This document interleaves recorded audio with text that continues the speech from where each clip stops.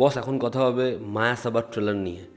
এই ছবির যে পরিচালক রাহি অনিল বর্বে, যে এর আগে তুম্বার বানিয়েছে, তার এত বছর পর তার পরবর্তী ছবি এবং এই ছবিটাও আগে নির্মাণ করা, সে যদিও ফাইনালি এখন একটা বড় প্রোডাকশনের বড় ছবি পেয়েছে, তবে তার এই ছবিটার ট্রেলার তোমরা জাস্ট দেখো।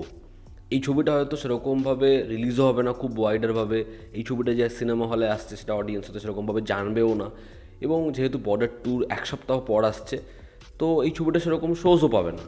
বাট এরকম ধরনের ছবিকে সাপোর্ট করা উচিত। এই ছবিটার জাস্ট ট্রেলারটা দেখো, ইনসেন, মানে কী ট্রেলার বানিয়েছে ভাই। এবং আমি আবারও ভরসা রাখতে পারি যে এমন একটা কিছু বানিয়েছে রাহি অনিল বর্বে, যেটা নিয়ে সে ভীষণ কনফিডেন্ট এবং কাজটাও কিছু হবে। তো এখানে মায়াসাবা একটা সিনেমা হল, যে সিনেমা হলের যে ওনার সে একজন ফিল্ম প্রডিউসার ছিল, জাফেদ জাফরি, যে ক্যারেক্টারটা প্লে করছে। এবার সে একটা সময় প্রায় 40 কেজি সোনা কিনেছিল, 24 ক্যারেট বিস্কিট। এবার সেই সোনাটা কোথায় রেখেছে এই সিনেমা হলের মধ্যে সেটা সম্পর্কে তার কোনো আইডিয়া নেই, কারণ সে সব ভুলে গেছে। এবার 3জন মিলে সেখানে ডাকাতি করতে আসছে এবং তারা কনফ্রন্ট করছে জাফেদ জাফরির ক্যারেক্টারকে। এর যেরকম ম্যানিপুলেটিভ গেম, এর যেরকম ধরনের স্টেটমেন্ট, যেরকম এর ইলিউশন, সেখানে কি 3জন হারিয়ে যাবে। এবার যখন সে বলছে 2 বছরে সে 3খানা ছবি প্রডিউস করেছিল এটা ভেবে ইনভেস্টারদের টাকা নিয়ে ছবিগুলো ফ্লপ হবে, ডুববে, বাট 3টে ছবি চলে যায়, পাবলিক কী চায়, সেখানে একজন বলছে গোল্ড। তারপরে সে গোল্ড ফ্লেক ধরানোর নাটক করে এবং জাভেদ জাফরি বলে, ও গোল্ড বলার পরে সবাই চুপ করে গেলে কেন। যেরকম ইন্টেন্সিটি, যা যা জিনিসপত্র তারপরে হয়, এবং এরা প্রত্যেকে সাফার করছে, কেউ এখান থেকে বেরোতে পারে না। শেষে যখন সে বলছে যে আমার কিংডমে এমন কোনো কিছুই আমার অজানা নয়, তো কোথায় গোল্ড রেখেছে সেটাই ভালো করেই জানে, এটা শুধুমাত্র একটা ট্র্যাপ। এবার যেরকম এর লুক অ্যান্ড ফিল শুরু থেকে শেষ অবধি, যেরকম ডার্ক অ্যাম্বিয়েন্স, যেরকমভাবে হলটাকে দেখাচ্ছে, মানে তোমরা যদি কখনো এরকম বন্ধ হওয়া কোনো হলে গিয়ে থাকো, বা যে হলটা বন্ধ হয়েছে বাট ওখানে বি গ্রেড সিনেমা টিনেমা চলে, এরকম যদি কোনো হলে যাও, বাইরে থেকেও দেখো, তাহলে ওই হলগুলোর যা ফিল, ওই হলগুলোর যে ফিয়ার, সেগুলো যেন এই ট্রেলারটার মধ্যে ধরা পড়ছে।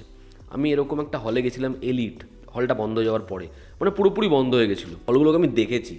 ফলে এখানে যেরকম ওটাকে ক্রিয়েট করেছে, যেরকম একটা গ্রেন রাখা হয়েছে, যেরকমভাবে ডাস্ট রাখা হয়েছে, অপূর্ব লাগছে। এবং আমার মনে হয় কোথাও একটা গিয়ে সোনাটাকে ডাস্ট করে রাখেনি তো, কারণ ওরকম একটা ফিল দিচ্ছে।